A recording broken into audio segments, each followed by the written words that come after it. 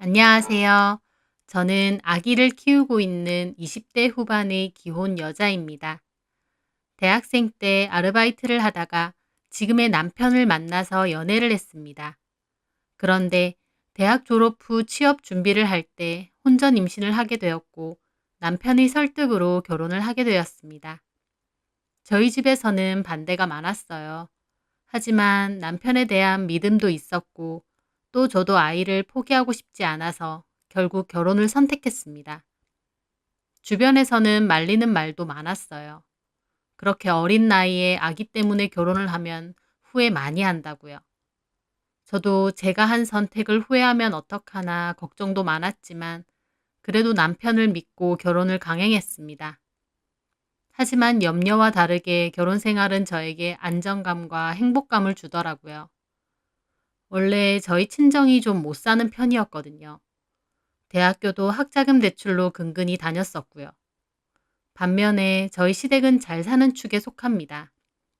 시아버지는 기계 부품 만드는 사업체를 운영하고 계시고 시어머님은 포슬린 공방을 운영하며 강사를 하고 계세요.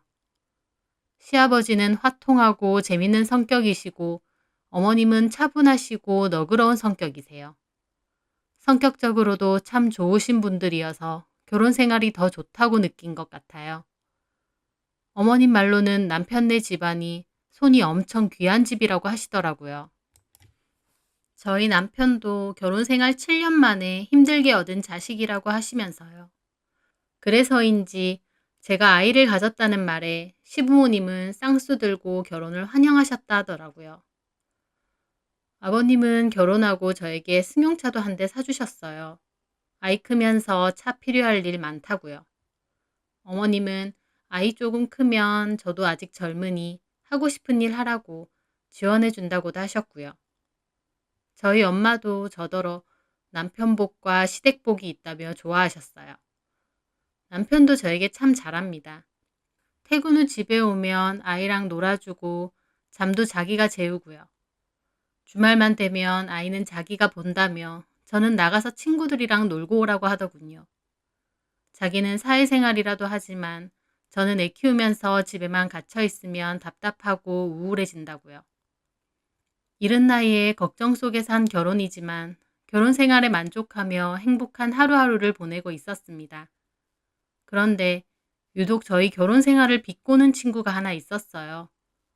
그 친구의 이름은 현정인데 중학교 때부터 친구였고 제가 결혼을 한다고 할 때 가장 걱정하며 말리던 친구였죠. 야, 너 잘 생각해.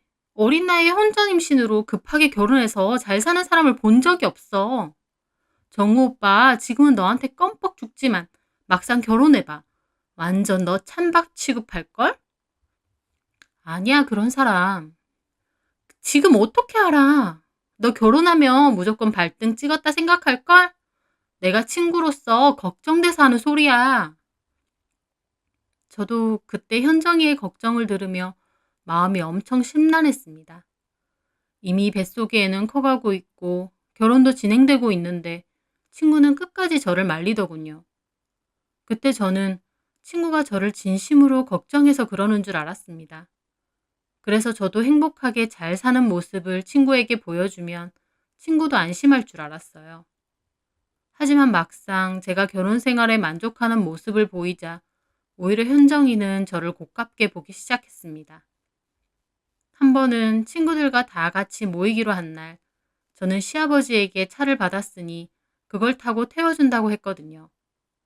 제 차를 타고 약속 장소로 가는데 현정이가 막 비꼬더군요. 와, 애 낳아주고 이런 차 받고 애 낳을만 하구나. 저는 친구의 말이 묘하게 거슬렸지만 그냥 웃고 말았습니다. 차 진짜 좋네. 야, 너 시집 잘 갔다? 아니면 네가 언제 이런 차를 타보냐? 그러게. 이래서 취집들을 하나 봐. 본인 능력 안 되는 여자들 악착같이 취집하려는 이유가 있다니까? 저는 그 말에 기분 나빴지만 그냥 웃으며 가볍게 말했습니다. 야, 너 말에 뼈가 있다. 그리고 왜 자꾸 취집이라고 그래? 맞잖아. 너처럼 제대로 취집한 애가 어딨냐? 저는 기분은 상했지만 분위기를 안 좋게 만들고 싶지 않아 그냥 넘어갔습니다. 그런데 식당에서 제 가방을 보더니 또 비꼬더군요. 너 가방 샀니? 음, 남편이 선물해 줬어. 다른 친구들이 가방 너무 예쁘다고 신상 아니냐며 그런 얘기를 하는데 현정이 그 친구만 표정이 안 좋더군요. 그래서 자랑하려고 들고 온 거야? 저는 웃으며 말했습니다. 자랑 좀 해야지. 그래도 새 가방인데. 그 말에 갑자기 현정이가 그러는 겁니다. 오빠 딴 살림이라도 차린 거 아니야? 저는 어이가 없었습니다. 그 말에 다른 친구들도 분위기가 쎄해지더군요. 갑자기 무슨 말이야? 아니, 결혼한 남자들 바람 피거나 잘못한 거 있음 와이프한테 선물하고 그런다잖아. 그냥 장난으로 해본 말이야. 그 말에 다른 친구가 제 눈치를 살피며 현정이를 말리더군요. 야, 너 왜 그래? 무슨 말도 안 되는 소리야. 그냥 장난이라니까? 갑자기 그런 선물 받았다니까 하는 소리야. 근데 윤정아, 너도 남편 잘 감시해. 결혼한 남자들 바람 엄청 핀다잖아. 저는 속으로 이게 미쳤나 싶었습니다.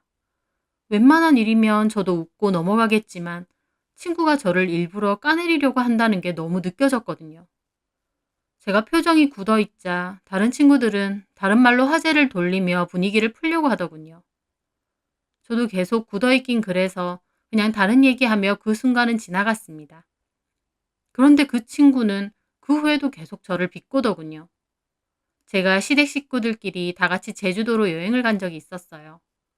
어머님이 환갑이셔서 기념여행을 간 건데 비용은 시부모님이 다 내기로 하고 아이까지 데리고 간 거였죠.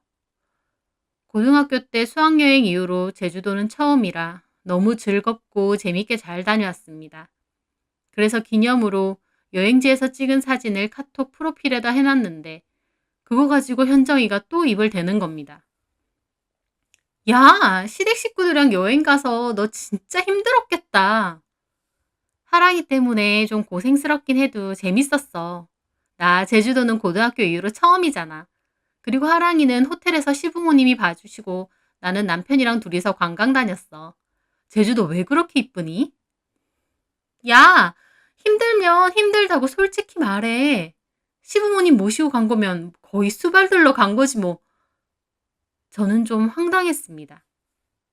갔다 온 제가 재밌고 즐거웠다는데 친구가 저더러 힘들었다고 말하라는 겁니다. 진짜 재밌게 잘 다녀왔어. 잘 쉬고. 윤정아, 너 너무 그러지 마. 친구들한텐 힘들면 힘들다고 해도 돼. 그렇게 너무 잘 사는 모습, 행복해 보이는 모습만 보이려고 노력 안 해도 된다고. 너 친구들이 말리는 결혼한 거라서 일부러라도 잘 사는 모습 보여주고 싶은가 본데 그런 거 너무 짜네. 그 말에 저도 어리둥절, 다른 친구들도 어리둥절해 하더군요. 저는 일부러 행복해한 적도 없고 잘 사는 모습 억지로 보이려고 아등바등한 적도 없습니다. 친구들이 저에게 묻기 전에 따로 남편이나 시댁 얘기를 일부러 꺼내지도 않아요. 저 말고는 귀여운 친구가 없어서 제가 그런 얘기를 하면 분위기를 깰 것 같았거든요. 게다가 저는 친구들이 다 하는 SNS도 잘 안 합니다. 그런 거 시간 낭비 같기도 하고 내 사는 모습 굳이 남한테 보여줄 필요 있나 싶기도 하거든요. 한마디로 저는 힘든 얘기를 친구들에게 굳이 하지도 않지만 그렇다고 자랑을 하거나 내가 어떻게 사는지 남들한테 보여주려고 한 적도 없어요. 솔직히 말하면 오히려 현정이 그 친구가 SNS 중독입니다. 허구한 날 SNS에 온갖 사진 다 올리면서 행복하다, 너무 좋다, 내 남친이 최고다 라는 글을 올려댔거든요. 그래 놓고 정작 다른 친구들에겐 남친이랑 또 싸웠느니, 우울하다느니 하소연을 한다고 했어요. 진짜 행복한 척은 누가 하는데 자꾸 저더러 행복한 척을 하냐는 건지.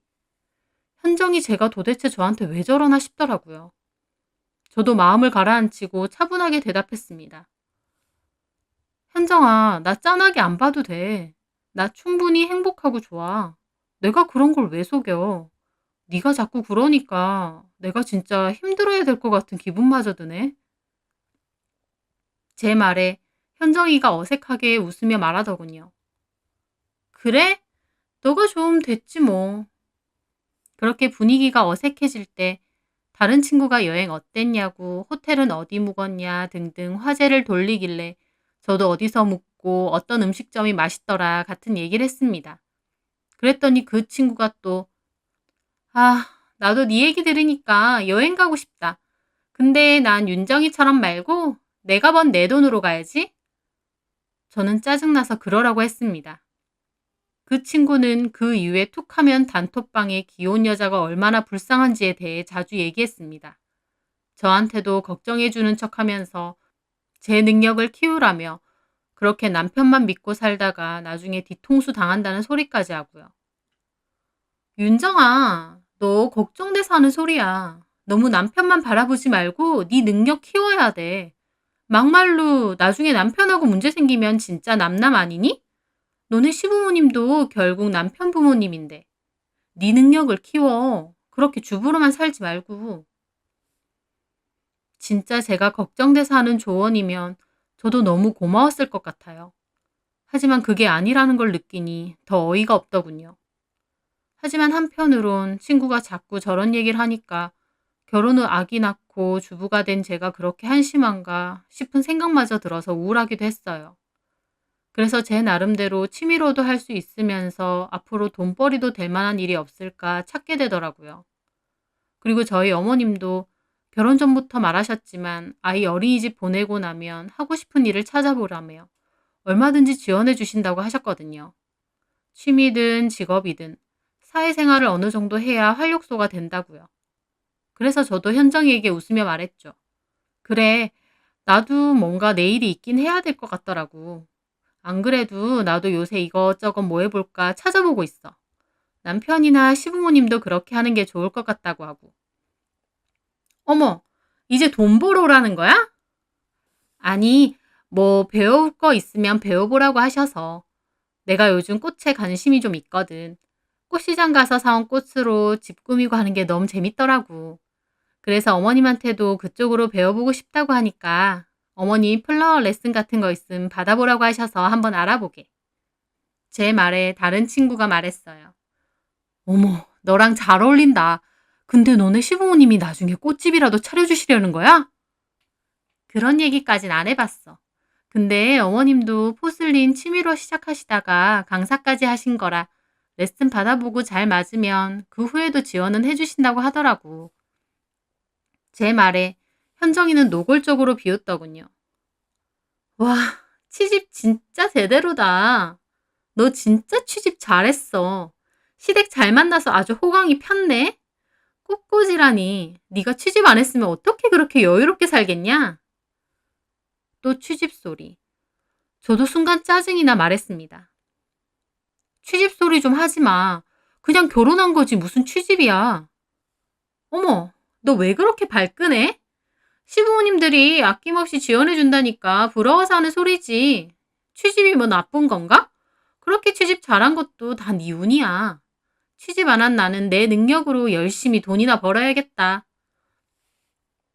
저는 그날 친구들 모임을 마치고 언짢은 기분으로 가만 생각을 했습니다.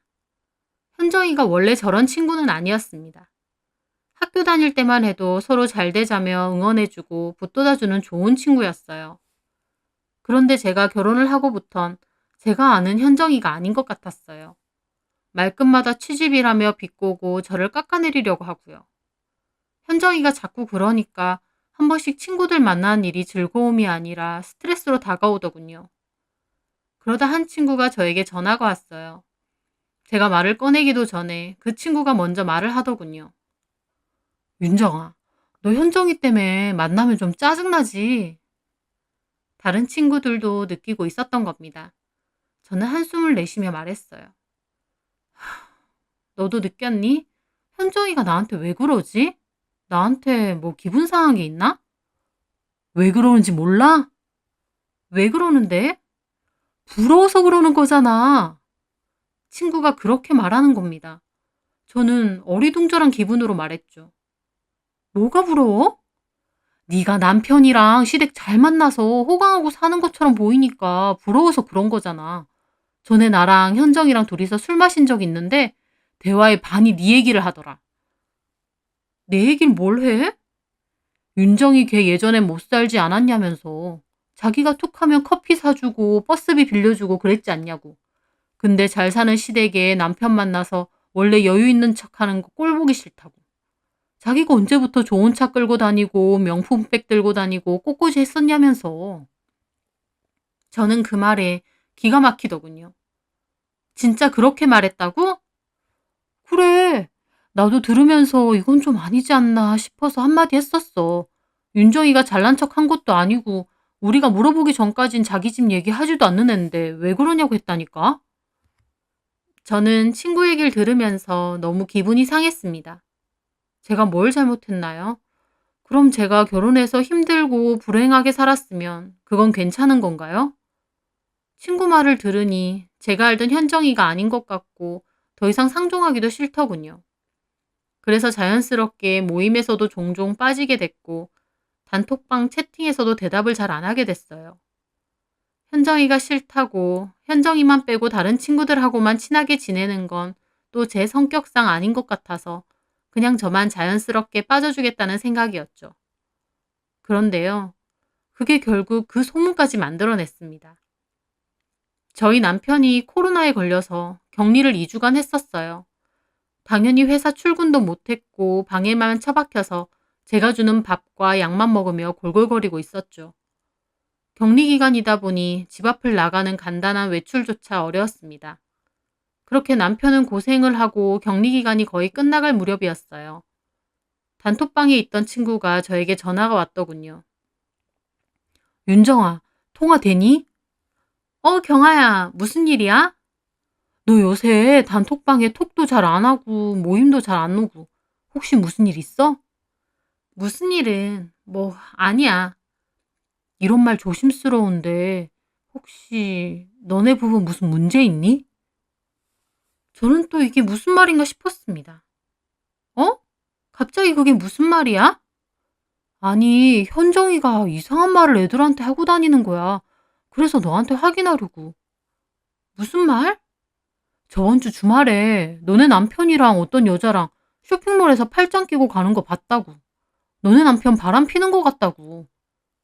뭐라고? 저는 그 말에 정말 머리 끝까지 화가 치솟았습니다. 현정이 걔가 그런 소리를 했단 말이야? 아니지, 전혀. 저는 너무 기가 막혔어요. 격리 기간이라 2주 동안 집 앞은커녕 방문도 못 나와본 남편인데 게다가 지난 주말이라면 저랑 아이도 집에 같이 있었거든요. 근데 확실하지도 않은 이야기를 친구들에게 사실인 양 퍼뜨리고 다닌 겁니다.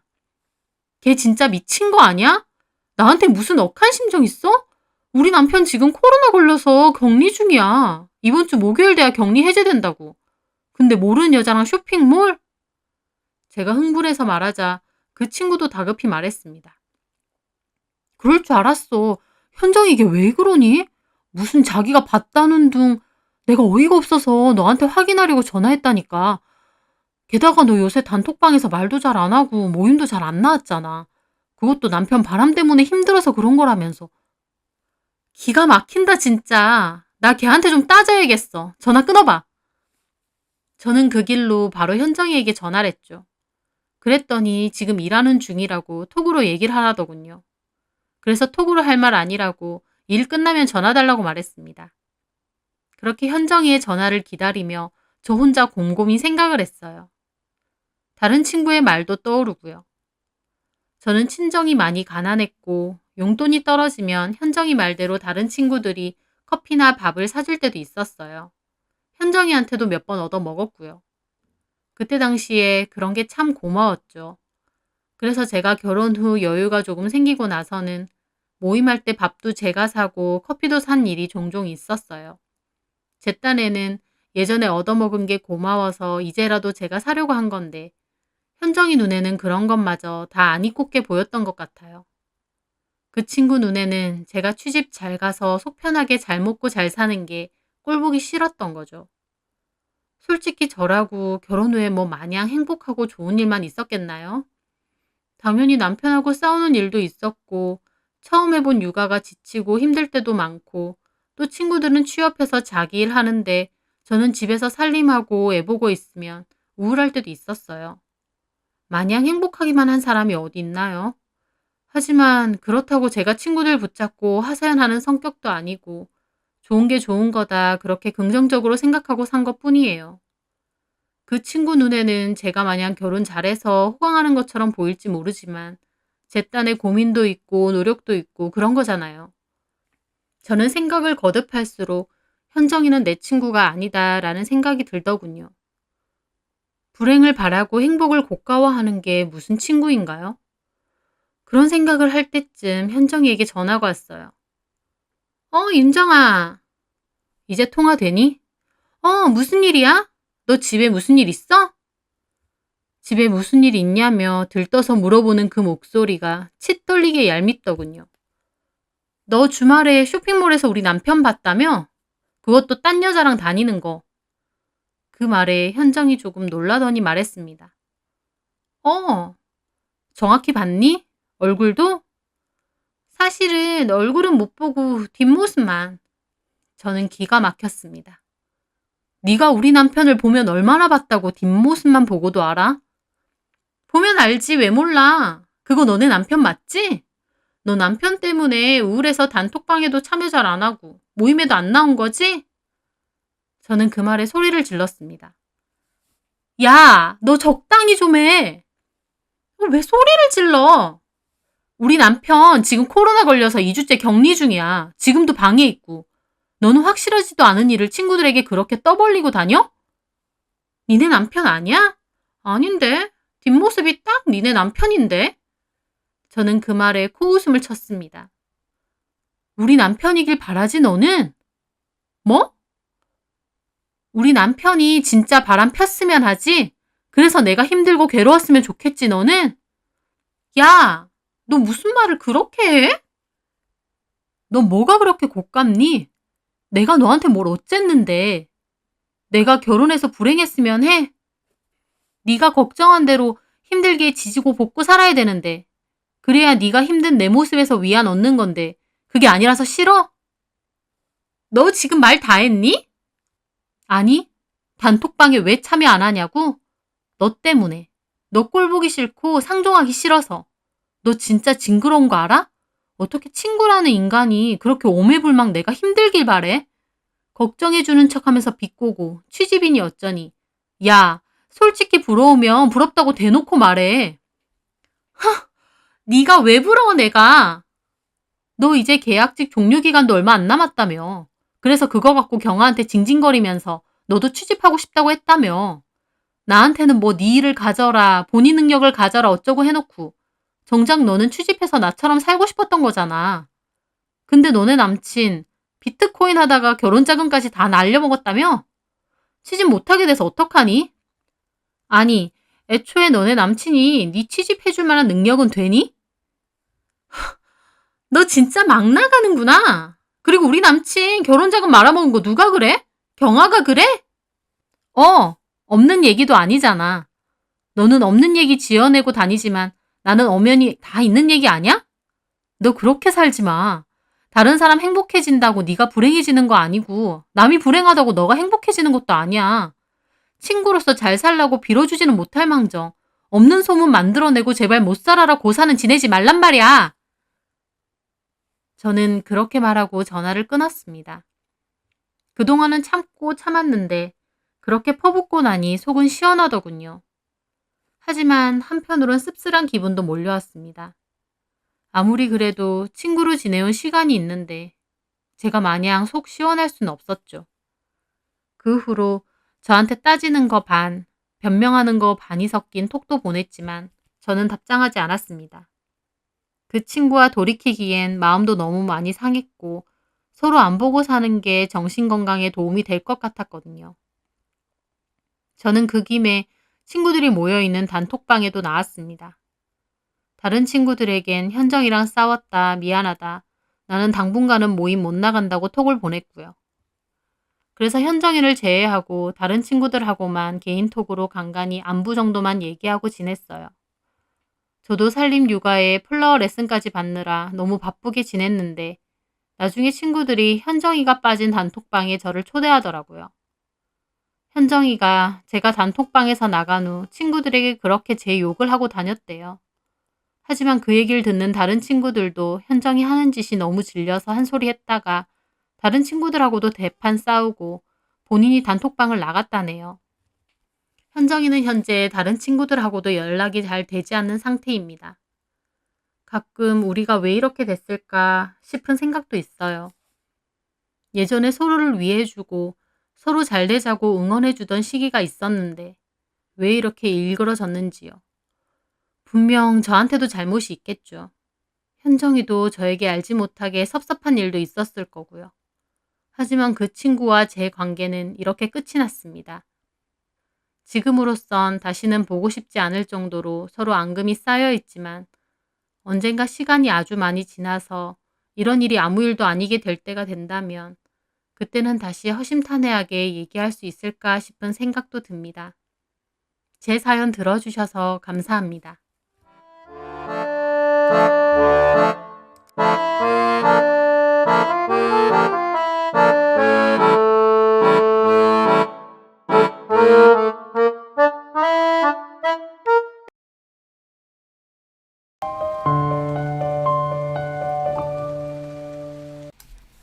안녕하세요. 저는 이혼 후 혼자 아이를 키우며 살고 있는 싱글맘입니다. 제 이혼 사유는 표면적으로는 남편의 외도 때문이에요. 하지만 외도 그 이유 하나 때문에 헤어진 건 아닙니다. 복합적으로 여러 가지가 뒤섞여 있었고 결국 저는 이 결혼을 이어나가는 것이 내 인생에 전혀 좋은 방향이 아니겠다라는 것을 깨닫고 끝을 냈습니다. 아이에게 아빠의 자리가 없다는 것이 미안할 때도 있지만 이혼에 대해서는 후회가 전혀 없습니다. 비록 4년 만에 이혼하고 남남이 되었지만 결혼할 때만큼은 서로 참 많이 좋아했었습니다. 전 남편과 저의 인연은 좀 독특한데요. 전 남편이 제 친남동생의 대학교 친구이기 때문이죠. 저에게는 5살 어린 남동생이 하나 있습니다. 남동생이 대학교 입학을 하던 때 저는 대학 졸업을 앞두고 취업을 준비하고 있었습니다. 휴학을 한번 했던 저는 친구들보다는 좀 더 늦게 졸업을 하게 되었죠. 대학 생활의 즐거움에 한창 빠져있던 제 남동생은 같은 과 동기 친구들을 자주 집에 데리고 왔습니다. 남동생이 다니던 대학교가 저희 집하고 몹시 가까웠거든요. 그래서 공강 시간이 되면 저희 집에 친구들을 데리고 와서 밥도 먹고 놀면서 시간을 잘 때웠습니다. 저도 졸업 막바지에 취업 준비를 한창 할 때라 학교 수업이 많지 않았고 집에 있는 시간이 길었어요. 그래서 집에 놀러 오는 남동생과 친구들도 자주 보게 되었죠. 가끔 다 같이 밥을 먹을 때도 있었고 제가 치킨 같은 거 시켜주고 같이 먹을 때도 있었습니다. 남동생 친구들이다 보니 저에게는 다 동생들처럼 느껴졌거든요. 그래서 저도 스스럼 없이 대했던 것 같아요. 남동생의 친구 중에는 동혁이라는 친구가 하나 있었는데요. 수줍음이 많고 착한 친구였어요. 제가 많이 먹으라고 그러면 다른 친구들은 싹싹하게 네 누나 잘 그러는데 걔는 유독 눈도 잘 못 마주치고 작게 네 겨우 대답하고 그러던 애였죠. 어쨌든 인사도 하고 그렇게 잘 지냈는데 나중에 제가 회사에 입사를 한 뒤에는 낮에 집에 있을 시간이 없었기 때문에 거의 얼굴 보는 일 없이 지냈습니다. 저는 회사 생활을 2년 정도 하다가 퇴사를 했고 그 뒤 메이크업에 관심이 생겨 메이크업 관련 공부를 하게 되었습니다. 그 후 한 화장품 브랜드의 메이크업 아티스트가 되어 백화점에서 근무를 시작하게 되었어요. 판매도 하면서 메이크업 서비스도 해주는 게 제 주 업무였죠. 저한테는 일반 직장보다 메이크업 아티스트로서 일하는 것이 훨씬 적성에 잘 맞더라고요. 그러던 어느 날이었습니다. 저는 보고 싶었던 영화가 있어서 퇴근 후 혼자 영화관에 영화를 보러 갔어요. 번호표를 뽑고 기다리고 있는데 누군가 아는 체를 하더군요. 혹시 아영 누나? 누가 아는 체를 하나 싶어서 쳐다보니 동혁이었습니다. 남동생의 대학 친구였던 동혁이요. 처음엔 바로 못 알아봤고 잠깐 얼굴을 보다 보니 문득 생각이 나더라고요. 어머, 석훈이 친구? 예, 맞아요. 손동혁이라고. 기억나세요? 그럼 기억나지. 야, 반갑다. 여기서 다 만나네? 동혁이도 쑥스러워하더라고요. 얼굴을 못 본 지도 거의 6년 정도가 넘었을 때인데 옷차림을 보니 회사원이 된 것 같았습니다. 너 얼굴은 그대로다. 취업했어? 예, 그럼요. 하면서 자기 명함도 한 장 주더라고요. 규모가 제법 있는 철광회사였습니다. 야, 좋은데 취업했다. 저 요즘 석훈이랑 연락 자주는 안 하거든요. 그냥 한 번씩 안부 연락만 하고. 그랬어? 석훈이도 회사 다니느라 바빠서. 맞아요. 서로 회사 생활하느라 바빠서. 근데 누나 생각 한 번씩 나더라고요. 그때 집에 놀러 가면 한 번씩 봤었잖아요. 밥도 먹고. 내 생각까지 했었어? 고맙네. 근데 영화 보러 오셨어요? 혼자서 왔어. 이 영화 보고 싶은데 딱히 스케줄 맞는 친구가 없네. 남자친구분이요? 뭔 남자친구야. 나 남자친구 없어. 제 말에 동혁이 얼굴이 묘하게 환해지더라고요. 그러는 너는 일행은 어딨어? 실은 저도 혼자 왔거든요. 친구랑 볼까 했는데 그 친구가 약속을 파토내는 바람에. 그렇구나. 아직 예매 안 하셨으면 같이 보실래요? 동혁이는 못 보던 사이 제법 적극적으로 성격이 바뀐 듯 했습니다. 저는 좋다고 했고 동혁이가 제 표까지 사주더라고요. 저는 고맙다고 팝콘을 샀죠. 그렇게 같이 영화도 봤고 영화관 근처에 있는 술집에서 가볍게 맥주도 한 잔씩 했습니다. 그때는 마냥 쑥스러움 많고 조용한 친구라고 생각했는데 막상 둘이서 얘기를 나눠보니 적극적이고 유머러스 하더라고요. 그렇게 즐거운 시간을 보내고 서로 연락처를 주고받은 후 헤어지게 되었습니다. 그런데 그 다음 날부터 동혁이는 계속 연락을 하더라고요. 한 번씩 백화점 앞쪽으로 와서 같이 저녁을 먹자고 할 때도 있고요. 아는 동생으로 지내기 괜찮은 것 같아서 저도 연락도 잘 받아주고 한 번씩 만나게 되었어요. 하지만 그렇게 만나오면서 서로 이성적인 호감을 점차 느끼기 시작했죠. 예전에는 남동생 친구다 보니 마냥 어리게 보이고 남동생처럼만 느껴졌는데 둘이 있을 때는 남자답고 매력이 있었습니다. 또 저는 착하고 배려심 많은 남자를 좋아하는데 동혁이가 딱 그랬습니다. 기본적인 성격 자체가 착하고 순했거든요. 그렇게 동혁이와 저는 어느 순간부터 연인으로 발전을 하게 되었습니다. 초반에는 남동생에게 이 사실을 알리지 않았어요. 아예 모르는 사이면 5살 차이가 나는 것도 아무렇지 않은데 남동생이 친구였다 보니 좀 쑥스럽더라고요. 그렇게 1년 정도 몰래 만나다가 남동생에게 사실은 네 대학 친구인 동혁이랑 사귄다고 고백 아닌 고백을 하게 되었는데 남동생은 탐탁치 않아 하더라고요. 왜? 동혁이 착하고 성실하고 괜찮잖아.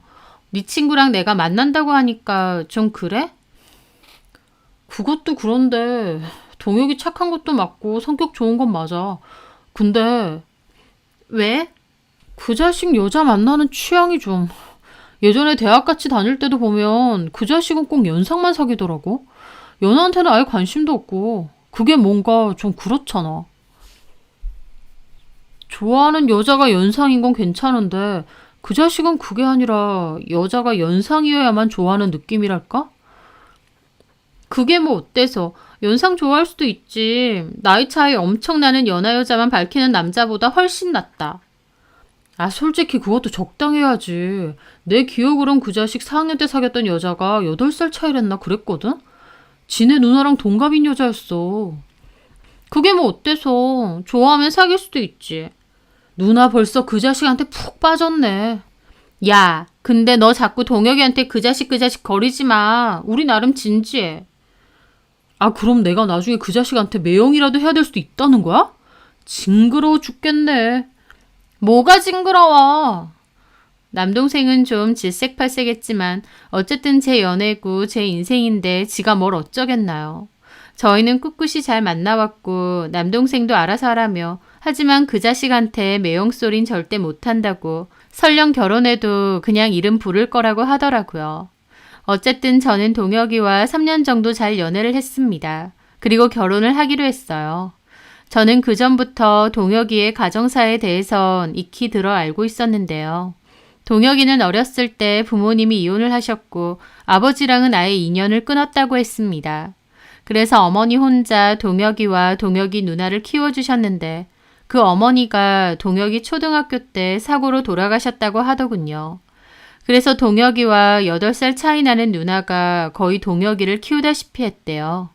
동혁이의 누나는 원래는 선생님이 되고 싶어 했다는데 어머니의 죽음과 동생을 보살펴야 되는 처지 때문에 취업을 빨리 할 수 있는 2년제 미용학과를 갔다고 했습니다. 누나가 일하면서 동혁이를 거의 키워주었기 때문에 동혁이도 누나를 엄마처럼 생각하는 게 크고 그 누나 역시 동혁이를 마치 아들처럼 생각한다고 하더군요. 그건 저도 자주 들어서 알고 있었고 그 누나도 동혁이와 제가 연애하는 걸 다 알고 있습니다. 연애하는 것에 대해 별말이 없기에 괜찮은 줄 알았는데 막상 결혼한다고 하니 결혼 반대를 한다는 겁니다. 제가 5살이나 많은 게 싫고 백화점에서 일하는 것도 마음에 안 든대요. 누나가 저한테 따로 연락 와서 좀 보자고 해서 만났는데 대놓고 그러더라고요. 나는 동혁이랑 아영이가 진짜 결혼할 줄은 몰랐어. 그래서 동혁이가 결혼한다고 하길래 너무 놀랐어. 솔직한 말로 나는 동혁이가 나이도 좀 어리고 그냥 일반 회사 다니는 여자랑 결혼했으면 하거든. 네가 마음에 안 든다라고 대놓고 말하는 거다 보니 저도 너무 불쾌했죠. 제가 동혁 씨보다 나이도 많은 게 걸리신다는 거예요? 솔직히 그래. 왜요? 몰라서 물어? 여자가 나이가 더 많으면 되게 남자들 휘어잡고 살려고 하잖아. 나는 그 꼴 못 봐. 동혁이한테 들었겠지만.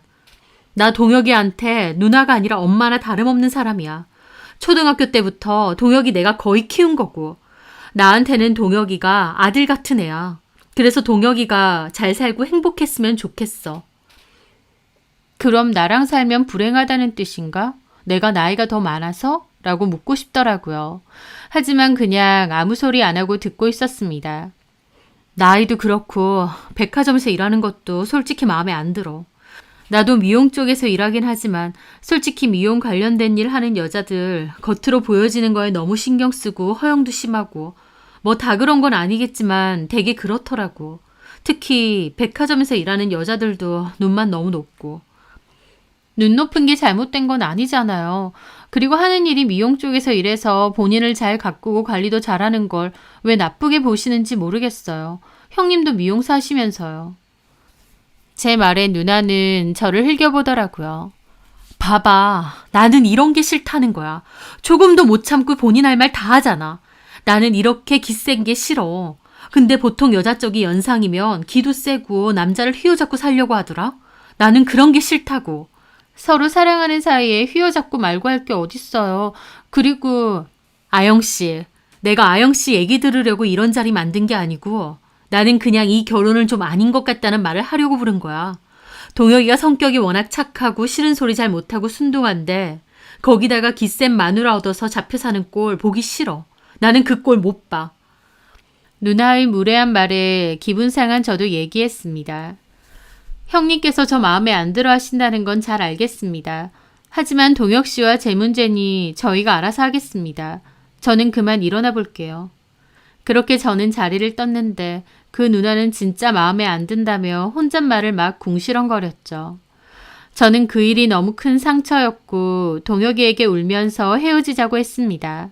내가 이런 소리까지 들으며 너랑 결혼해야 되느냐고요.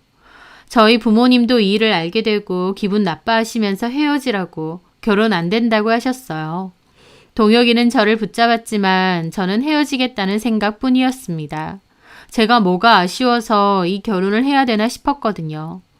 그런데 얼마 뒤 제가 임신이라는 것을 알게 되었습니다. 원래도 생리불순이 한 번씩 있어서 생리가 안 나와도 그러려니 했는데 뭔가 이상의 검사를 해보니 임신이더군요. 헤어지기로 했는데 임신이라는 걸 알고 너무 낭패스러웠습니다. 혼자서 수술을 할까 고민도 했지만 결국 동혁이에게 알렸고 동혁이는 무슨 수술이냐며 펄쩍 뛰었죠. 그리고 저희는 다시 결혼 준비를 하기로 했습니다.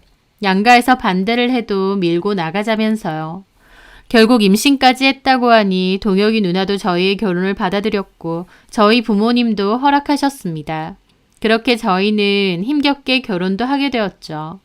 어쨌든 우여곡절 끝에 결혼을 하게 되었는데 결혼 후에도 신우는 저를 여전히 마음에 들어하지 않아 했습니다. 저는 따로 시부모님이 없으니 시댁 갈 일이 있으면 누나네 집에 갔는데요. 갈 때마다 저를 띠껍게 보고 우리 동혁이 바가지 긁지 마라, 동혁이 식사 잘 챙겨줘라 등등 시어머니 마냥 잔소리를 했습니다. 저는 시어머니 시집살이가 아니라 시누이 시집살이를 당했던 거죠. 그때 외에도 저한테 연락해서 이런저런 잔소리를 자주 했기에 저랑 사이가 별로 좋지 않았습니다. 하지만 그 와중에도 저희 아들은 너무 예뻐했어요. 마치 동혁이 어릴 때 같다며 귀여워했습니다. 누나는 따로 결혼을 하지 않고 혼자 살았는데 저희 아들을 조카가 아닌 손주 보듯이 하면서 사진 보내줘라, 동영상 보내줘라 잘 그랬습니다. 하여튼 신우랑 제 사이가 별로 좋지는 않았지만 그래도 참을 만한 정도였고 이혼을 생각할 만큼은 아니었습니다. 남편이 중간에서 이래저래 잘 막아주기도 했고 또 저한테도 잘하려고 했거든요. 그래서 나름 신우 스트레스 빼고는 행복하게 결혼 생활은 잘했었습니다. 그런데 결혼 4년 차가 되었을 무렵 남편의 행동은 부쩍 이상해지기 시작했습니다. 야근도 많아지고 피곤하다면서 부부관계도 자꾸 피하기 시작했죠. 남편의 부쩍 달라진 모습에 큰 상처를 받았고 대화 시도도 여러 번 했어요. 하지만 남편은 그런 대화도 적당히 시간만 때우는 느낌이었지 진지한 대화를 하거나 관계를 풀어보려는 느낌은 없었습니다. 저도 자연스럽게 남편에게 여자가 생겼나? 라는 생각도 들게 되었죠. 그러다가 우연히 남편 차의 콘솔 박스 안에서 귀걸이 선물 상자를 발견하게 되었습니다. 저는 그걸 보고 큰 충격을 받았죠. 왜냐면 저는 알레르기가 심해서 귀걸이를 아예 못 끼거든요. 금이라고 해도 결국 귀가 가렵기 때문에 아예 아무것도 안 낍니다. 그러니까 그 귀걸이는 당연히 제게 아니었어요. 남편은 제가 아닌 다른 여자에게 귀걸이를 선물하려 했던 겁니다. 저는 남편에게 따졌더니 신우 주려고 했다는 거예요. 신우 생일이 곧 다가오지 않느냐며 그래서 하나 샀다고요. 하지만 저는 그것도 변명처럼 느껴졌습니다. 신우가 귀걸이를 끼긴 하지만 엄청 심플한 스타일을 끼고 또 하나 끼면 그냥 그것만 계속 끼거든요. 딱 봐도 신우가 하기에는 너무 화려해 보이고 어울리지도 않는데 변명을 하는 듯 했죠. 저는 일단 알겠다고 하고 넘어갔지만 그때부터 의심이 들기 시작했습니다. 남편한테 티는 안 냈지만 뭔가가 있다는 직감이 강렬하게 들었죠. 그래서 한 번은 남편 노트북으로 들어가 남편의 카드 내역을 뒤져보게 되었습니다. 맞벌이였기 때문에 각자의 수입은 각자가 관리하고 공동의 생활비를 내며 생활했는데요. 그래서 서로가 쓰는 카드 내역에 대해선 일절 터치를 안 했었죠. 하지만 뭔가 의심스럽기 때문에 남편의 카드 내역을 다 뒤져보게 되었습니다. 남편 공인 인증 비번 같은 것도 제가 다 알고 있었거든요. 그런데 그 내역을 보니 귀걸이만 산 게 아니었습니다. 여자 옷에 향수, 심지어 속옷도 산 적이 있었어요. 저는 받은 적이 없으니 바람을 피는 상대에게 선물한 것들이겠죠. 그걸 보는데 너무 배신감이 들었습니다. 설마 했는데 진짜 바람이었으니까요. 저는 이 내역을 들이밀며 당장 따질까 했는데 제 이야기를 들은 직장 동료가 증거부터 확보하라고 하더라고요. 그 동료는 사실 남편 외도로 이혼을 한 적이 있었는데요. 그래서인지 이런 쪽은 빠삭했습니다. 이혼을 하든 안 하든 일단 확실한 증거를 확보해야 된다며 이런 카드 내역은 변명의 여지도 너무 많고 법적인 외도 증거로 들이밀 수 없다고 하더군요. 그러면서 남편 폰을 뒤져보는 게 제일 확실할 거라고 했습니다. 저는 남편이 폰을 쓸 때 비밀번호 패턴을 옆에서 훔쳐보았어요. 그리고 알아낸 패턴으로 몰래 남편 폰을 열어서 뒤져보게 되었죠. 그런데 카톡에 바로 의심스러운 대화방이 포착되었습니다. 아니, 의심스러운 정도가 아니라 너무나도 노골적이고 더러운 불륜의 대화들이 오가더라고요. 서로 보고 싶다. 내가 선물한 속옷 입고 와라. 맨날 네 생각을 한다. 그리고 입에 담기도 더러운 성적인 대화들까지도 오갔습니다. 와, 남편이 이런 인간이구나. 놀랍더라고요. 연애하고 결혼하면서도 남편에게 이런 모습이 있다는 건 처음 알았거든요. 남편은 그 여자에게 몹시 적극적이었고 그 여자도 애교 부리고 끼 부리고 장난 아니었습니다. 둘 다 아주 연병 파티를 벌이고 있었다고나 할까요? 저는 그 대화 내역들을 모조리 캡처하고 그 여자의 카톡 프로필 사진도 눌러보았습니다. 어떤 년이랑 바람을 피는지 그 상판떼기를 한번 보고 싶더군요. 그런데 그 여자는 자기 엄마랑 같이 찍은 사진을 올려놨습니다. 어디 여행지 가서 찍은 사진 같은데 나이는 20대 초중반 정도로 어려 보였죠. 나이도 어려 보이고 끼케야 대학생 정도로 보이는데 대담하게 이런 짓을 벌이다니 싹수가 노랗다는 말이 절로 나왔습니다. 저는 그 사진도 캡처를 해서 저장을 했죠. 그리고 대화 내용으로 그것들이 이번 주 금요일 저녁에 만나서 데이트를 즐기겠다는 계획도 알아냈습니다. 저는 이 데이트 현장을 미행해서 영상이고 사진이고 직접 찍을 생각을 했죠.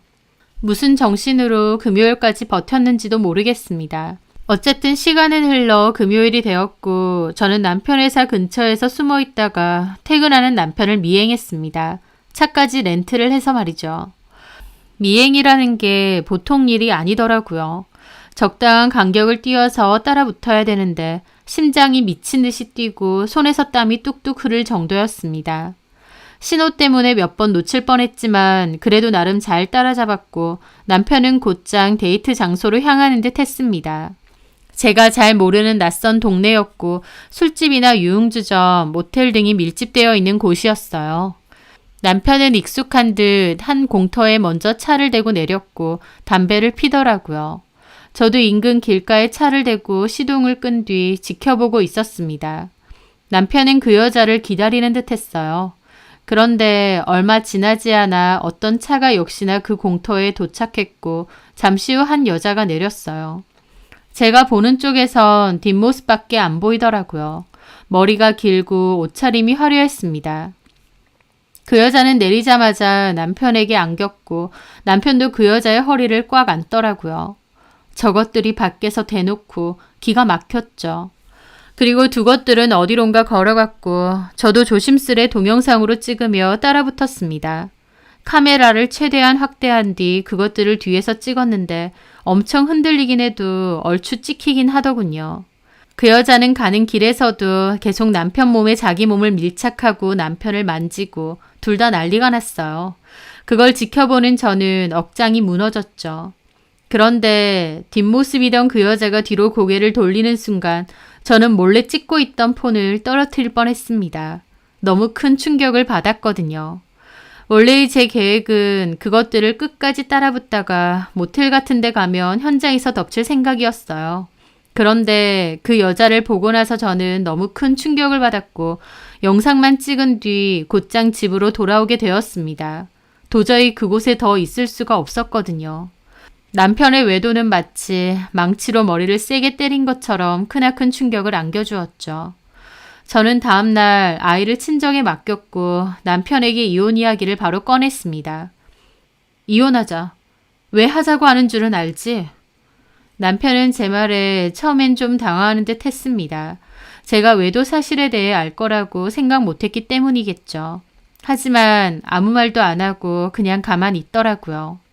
저에게 왜 이혼하자고 하느냐 묻지도 않았고 변명도 하지 않았습니다. 그저 가만히 있더라고요.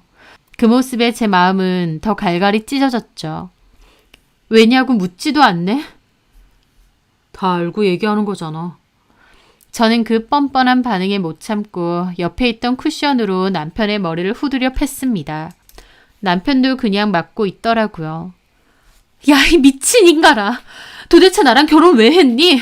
나 네가 어떤 여자랑 바람피는지 다 알아. 네가 제정신이야? 할 말 없다. 미안해. 미안 같은 소리 하네. 우리 영우가 나중에 이 사실 알면 아빠를 어떻게 생각할까? 자식 보기에 부끄럽지도 않니? 나는 네 정신 상태를 이해할 수가 없어. 너는 완전 또라이 변태야. 뭐라고 한들 할 말 없다. 당연히 없겠지. 내 인생 이렇게 쑥대밭 만들어 놓은 거 너 어떻게 보상할래? 어떻게 할래? 제가 악을 쓰고 따졌고 남편은 고개를 떨구고 제가 하자는 대로 하겠다더군요. 이혼하자면 군소리 없이 하고 이 집 내놓으라고 하면 그대로 내놓을 거야? 이 집 내놔. 이혼하고 너 밖에서 들어온 짓 하든지 말든지 알아서 하는데 나는 어쨌든 우리 영우 키워야 되니까 이 집 나한테 넘겨. 그럼 내가 너 이혼해줄게. 자식이고 마누라고 다 필요 없고 그렇게 좋아 죽겠는 여자면 그 여자랑 살아. 집은 남편과 제가 반반 나눠서 마련한 집입니다. 명의도 공동명의고요. 대출금이 반이긴 하지만 일단 지분 자체는 반반이었어요. 저는 남편에게 집은 포기하고 집 넘기라고 했습니다. 어쨌든 저는 아이 키우고 살아야 되니까요. 남편은 그건 또 아까웠는지 아무 말 안 했어요. 나 하자는 대로 한다더니 대답도 안 하네. 참 끝까지 구질구질 비열하고 등신 같다.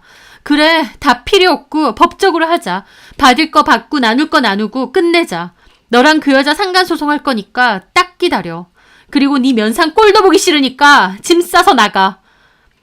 남편은 여전히 아무 말 안 하길래 제가 남편 짐 싸서 던져주었습니다. 꼴도 보기 싫으니까 꺼져. 꺼져서 너네 누나한테 가던지 아니면 그 여자한테 가. 영우 앞에서 더러운 꼴 보이기 싫으면. 남편은 결국 짐 주섬주섬 챙겨서 집 나갔습니다. 저는 내 결혼이 잘못되어도 뭔가 한참 잘못되었구나 싶었고 슬프기도 했습니다. 하지만 이미 일은 벌어졌는데 어떡하겠나요? 정신 똑바로 차리고 해결을 해야겠죠. 저는 이럴 때일수록 울고불고 정신줄 놓지 말고 냉정하게 판단하자 생각했습니다. 직장 동료 친구에게 이혼 변호사를 소개받았고 바로 시간 약속 잡고 상담을 했어요. 변호사는 제가 갖고 있는 증거면 차고 넘친다고 하더라고요. 여자 물건들을 산 카드 내역 캡처, 그 여자와 남편의 성적인 대화들, 게다가 제가 직접 촬영한 영상까지. 이 정도면 증거로서는 완벽하다며 위자료와 재산분할, 양육권에 대한 부분을 잘 준비해서 소송해 보자고 했습니다. 그러던 와중 신우는 남편이 집을 쫓겨났다는 것을 알게 된 모양이었어요. 남편은 집에서 나간 후로 작은 달방 같은 거 구해서 임시로 살았나 본데 신우가 그걸 눈치 깐 거죠. 신우가 저한테 전화가 와서는 불쑥 집에 온다는 겁니다. 가뜩이나 이혼 준비 때문에 골머리 아픈데 신우까지 집에 온다니까 짜증나더라고요. 이혼 문제에 대해서는 우리가 알아서 할 거니 올 필요 없다고 했는데도 기어코 집에 와서 문을 두드리며 열나고 색 난리를 쳤습니다. 저는 일단 남편에게 연락을 해서 니네 누나 집에 왔는데 빨리 데리고 가라고 했습니다. 남편도 한숨을 쉬며 알겠다고 하더라고요. 그리고 신우가 계속 난리를 치길래 결국 문도 열어줬는데 들어오자마자 네가 뭔데 내 동생 쫓아내느냐 소리부터 하더라고요. 이 집이 네 집이야? 네가 뭔데 내 동생을 집에서 쫓아내? 형님, 저 형님이 이러지 않아도 충분히 골 아프고 정신 사납거든요. 제발 그만하시고 그냥 가세요. 이거 손동혁이랑 제일이지 형님이 왈가왈부할 일 아닙니다. 도대체 언제까지 동생 일에 이렇게 나서실 건데요? 뭐가 어째? 그래. 이제 이혼한다고 눈에 뵈는 것도 없다 이거지? 형님, 뭐 때문에 이혼 얘기 오가는지 알고나 이러세요? 그래, 동혁이가 바람을 피웠다고 하더라. 근데도 저한테 이러신다고요? 동생 놈이 바람을 펴서 가정이 깨지게 생겼는데 올케인 저한테 미안한 게 아니라 오히려 이렇게 저붙잡고 색 난리를 치신다고요? 내가 뭘 미안해야 되는데? 이혼하면 하는 거지. 네가 뭔데 내 동생을 이 집에서 쫓아내느냐고. 이게 네 집이야? 참 끝까지 뻔뻔하고 재수 없더라고요. 동생이 뭔 짓을 저질러도 어차피 지 동생 편인 건 알지만 이런 상황에서도 저한테 큰 소리 탕탕 친다는 게 진절머리 났습니다. 저 길게 말하기 싫고요. 그냥 나가세요. 네가 뭔데 나한테 나가라 말하냐고! 적당히 좀 하세요. 막말로 나 그쪽 동생하고 이혼할 거고 그러면 나 당신이랑 아무 사이 아니야. 나한테 이런 식으로 구는 거 나도 더 이상 못 참아. 네가 못 참으면 뭐 어쩔 건데? 저도 그 순간 폭발해서 악지르며 식탁 위에 있는 그릇과 쟁반을 바닥에 내리쳤습니다. 그릇은 와장창 깨졌죠. 그 모습에 신우 기함하더라고요. 세상에 무섭다 무서워. 완전 막가네. 저러니까 동혁이가 바람피지. 이래서 내가 너네 결혼하는 거 반대한 거야. 내가 그때도 말했지. 너 동혁이보다 나이 많다고. 동혁이 누르려고 하고 기세게 굴 것 같다고. 너 하는 거 보니까 딱 그렇게 했네.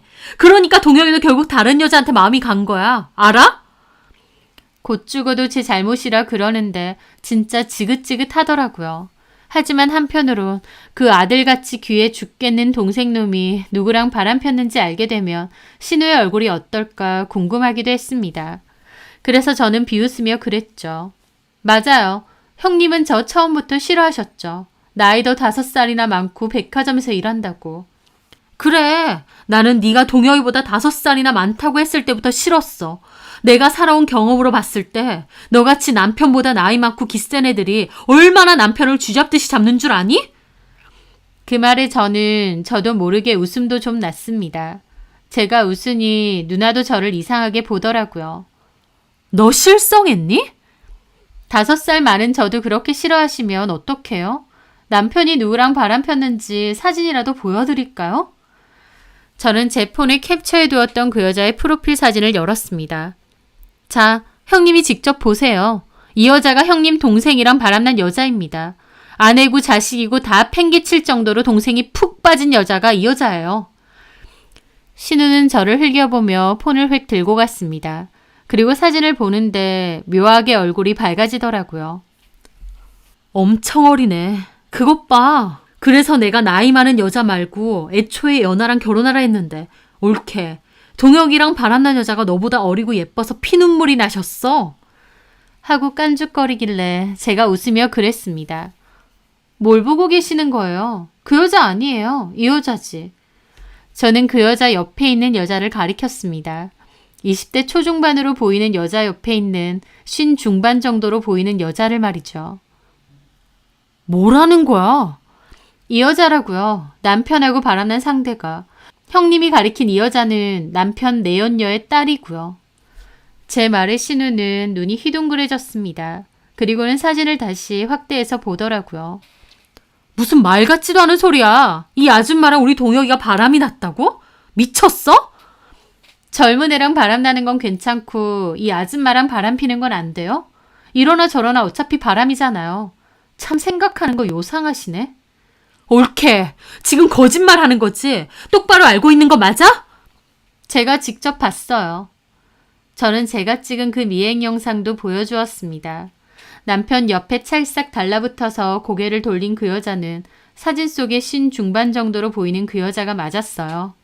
신우는 큰 충격에 휩싸여서 얼빠진 얼굴로 그걸 보고 있더라고요. 엄마뻘 아니면 이모뻘 정도는 되겠어요. 손동혁, 연상 좋아한다 어쩐다 그건 저도 잘 아는데 이 정도일 줄은 몰랐네요. 그쪽 동생 취향 한번 대단해요. 못해도 여자가 20살 차이는 날 것 같은데. 형님, 제가 5살 연상이라 너무 싫다고 하셨죠? 그런데 이를 어째요? 이제 20살 많은 옳게 보게 생기셨어요. 20살이나 많은데 형님도 함부로는 못하시겠네요. 반말도 못할 거고. 근데 손동혁이 이 여자 좋아 죽더라고요. 고가의 선물도 어찌나 나르는지. 그렇게 좋아 죽겠다는데 어째요? 제가 이혼해줘야지. 그러니까 형님 대접해 주는 것도 오늘이 마지막이니까 그만 나가세요. 나가서 네 동생 간수 잘하고 20살 많은 올케랑 오손도손 잘 살아보세요. 아, 이 여자도 딸이 있는 거 보니까 형님 다 큰 조카까지 덤으로 생기겠네요. 저는 앞에서 일부러 비아냥거렸습니다. 하지만 신우는 너무 충격받아서 제 얘긴 들리지도 않는지 멍하게 있더라고요. 잠시 후 비밀번호 해제하는 소리와 함께 남편 놈이 불이 나게 들어왔죠. 아, 누나, 나랑 얘기하자고 했잖아. 그런데 갑자기 형님이 눈이 시뻘개지더니 남편 기싸대기를 날리는 겁니다. 남편도 기싸대기 맞고 어안이 벙벙해서 보더라고요. 야, 네가 바람핀다는 여자가 이 여자야? 이 나이 많은 여자? 그 말에 남편도 당황하더니 아무 말도 못했습니다. 신우는 악을 써대며 그때부터 남편을 패더라고요. 야, 손동혁, 말해보라고. 이 여자랑 바람난 거야? 너 무슨 생각이야? 이 나이 많고 애까지 있는 이 여자랑? 일단 나가자. 왜 나가? 여기서 얘기해. 그리고 이 여자 어딨어? 인연도 미친년이지. 못해도 20살 차이는 날 것 같은데 아들뻘하고 바람? 인연이 제정신이야? 아, 그만 좀 해. 내일에 누나가 왜 난린데? 나도 성인이야. 내가 알아서 한다고. 네가 알아서 해서 이따위 짓을 저질러. 야, 이 미친놈아. 내가 너 이러라고 힘들게 키운 줄 알아? 야, 이 정신 나간 놈아. 신우 절규하며 남편 때렸고 남편도 그만 좀 하라며 신우 확 떠밀더라고요. 아들 같던 동생이 자기를 떠미니 신우는 세상이 무너진 것 같은 표정을 지었습니다. 아, 내 인생에 그만 집착하고 누나 인생 살라고. 진짜 숨 막혀 죽겠어. 야, 손동혁, 네가 나한테 할 말이야? 엄마 대신 키워준 건 고마운데 도대체 언제까지 내 인생에 감나라 배나라 할 건데. 아, 진짜. 하면서 그대로 뛰쳐나가더라고요. 신우는 망연자실한 얼굴로 그대로 주저앉아 멍하게 있었습니다. 신우는 자기가 그동안 희생하며 동생을 키웠다고 생각하는 사람인데 동생의 말에 엄청난 충격을 받은 듯했죠. 신우는 1시간가량 그렇게 주저앉아 멍하게 있었고 저는 그냥 방에 들어가 있었습니다. 그러다가 현관문 소리가 들려서 나가보니 신우는 어느새 나가고 없더라고요. 앉아있을 때 얼굴이 너무 창백해 보였기에 뭔 일 나는 건 아닌가 싶기도 했지만 그러든가 말든가 내 할 바도 아니다 싶어서 신경 껐습니다. 그 뒤로 저는 남편과 이혼 소송과 위자료 소송을 준비했어요. 소송 소장까지 다 작성이 되어 있을 즈음에 신우가 저에게 전화가 왔더군요. 다 죽어가는 목소리로 그 상대 여자 폰번호라던가 집 주소라던가 아는 정보 있느냐고 물어봤습니다. 목소리가 심상치 않더군요.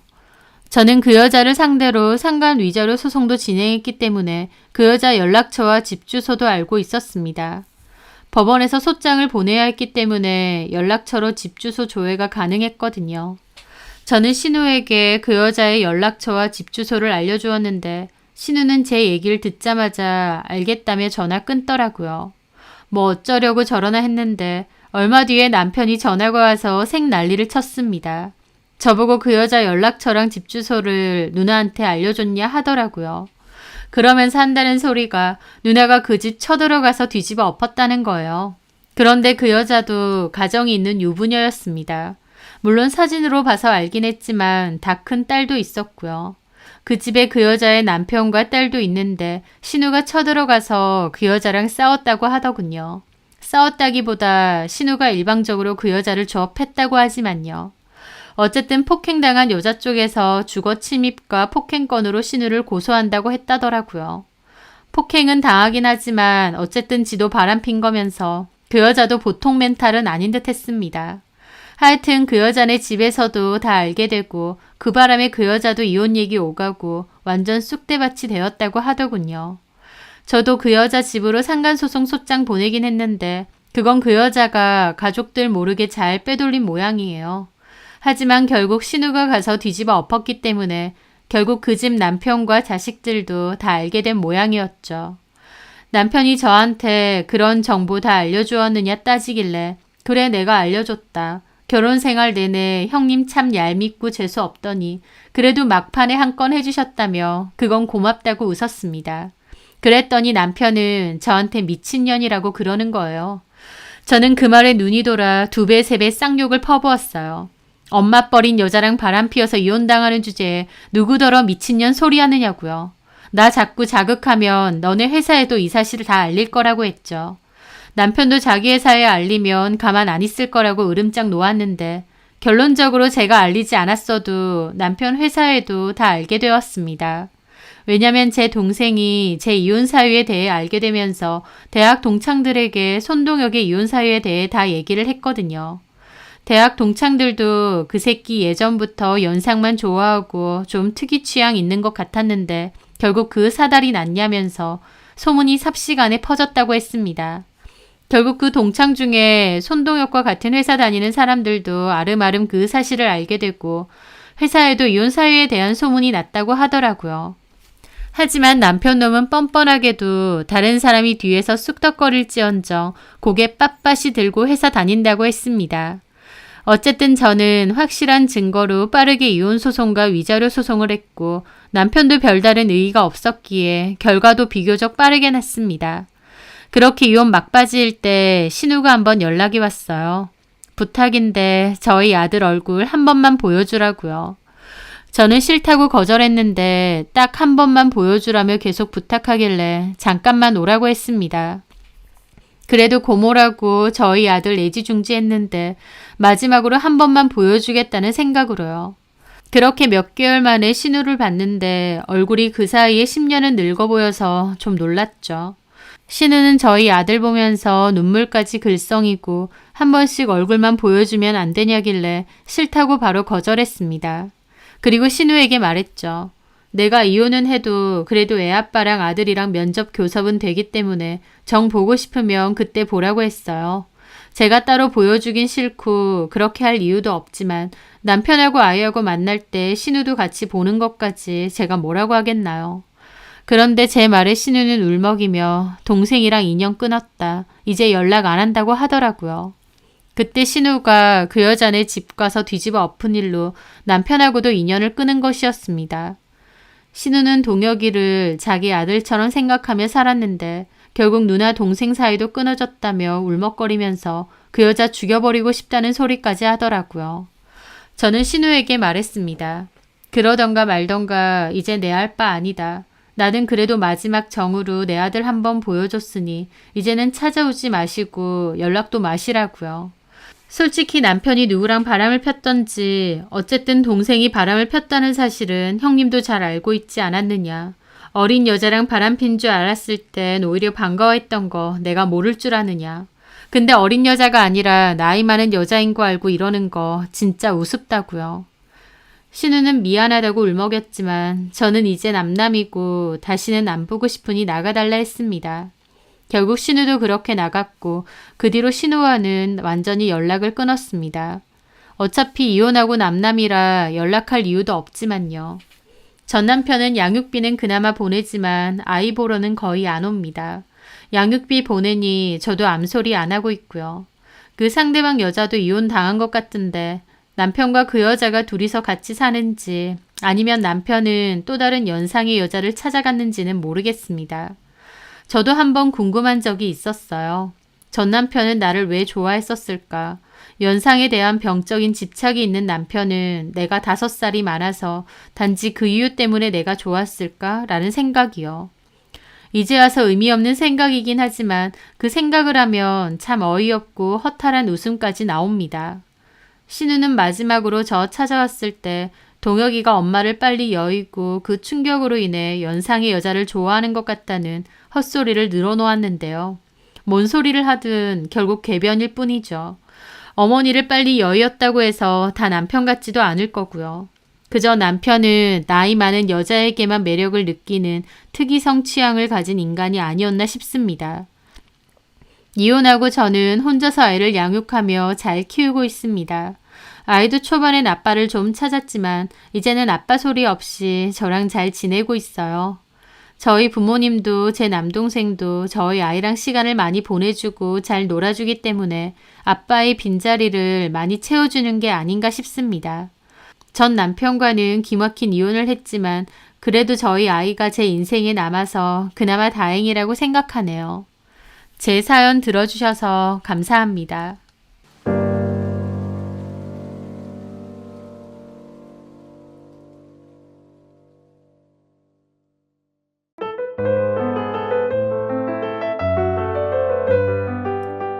안녕하세요. 저는 20대 후반 여자입니다. 그전까진 제 나름대로 사람 보는 눈이 있다고 생각했어요. 눈치도 빠르고 속내도 잘 안다고요. 하지만 그 일을 겪으면서 와, 진짜 마음 먹고 속이려는 사람에겐 당해낼 재간이 없구나 싶더라고요. 그 일의 시작점은 선배의 전화부터였습니다. 대학교 동아리 선배인데 가끔 안부 연락 정도만 주고받는 사이였어요. 그런데 뜬금없이 연락이 와서 하는 소리가 남자를 소개시켜 준다는 거예요. 친한 동생인데 인물도 좋고 직업도 괜찮아. 직업은 재무설계사. 차도 좋은 거 타고 다녀. 솔직히 저도 집은 여유로운 편입니다. 아버지가 번화가에서 크게 고깃집을 하시거든요. 주차장을 앞편에 따로 두고 있는 2층으로 된 고깃집인데 꾸준하게 장사가 잘 되는 편이에요. 오래된 단골 손님도 많고요. 워낙 인기가 좋다 보니 다른 동네에 2호점과 3호점, 분점도 따로 두고 있고요.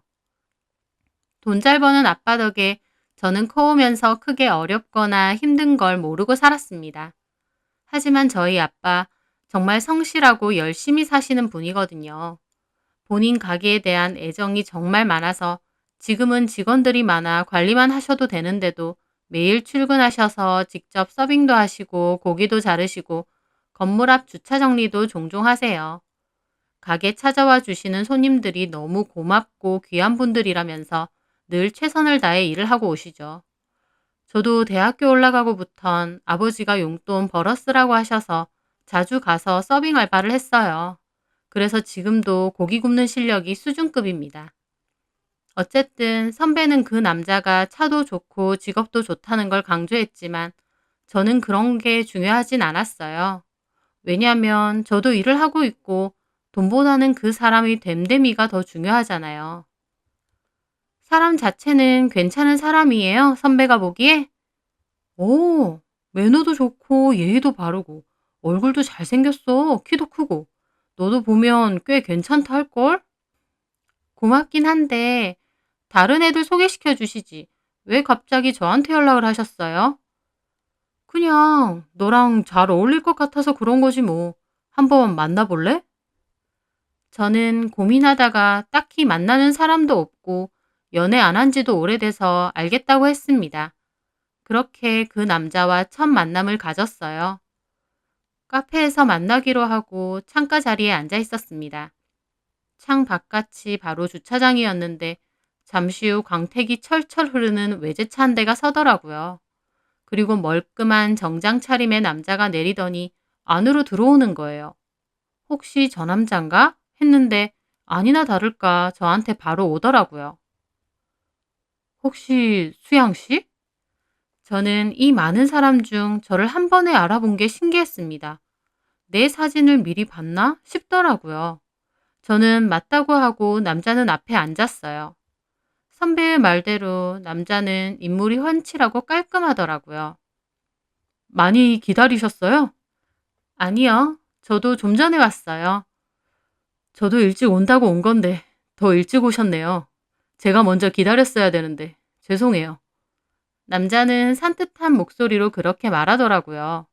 선배가 매너도 좋고 예의 있다 한 이런 건가 싶어서 첫인상이 좋았습니다. 남자는 자기 이름은 우영민이고 재무 설계사를 한다고 했어요.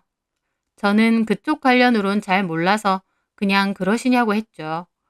저는 미술 쪽 전공을 나와서 전시관에서 일을 하거든요. 그래서 대화 도중 제 일 관련 얘기도 하니까 엄청 경청해서 듣더라고요. 그러면 다음에 수영 씨가 기획하는 전시회에 저도 꼭 가봐야 되겠네요.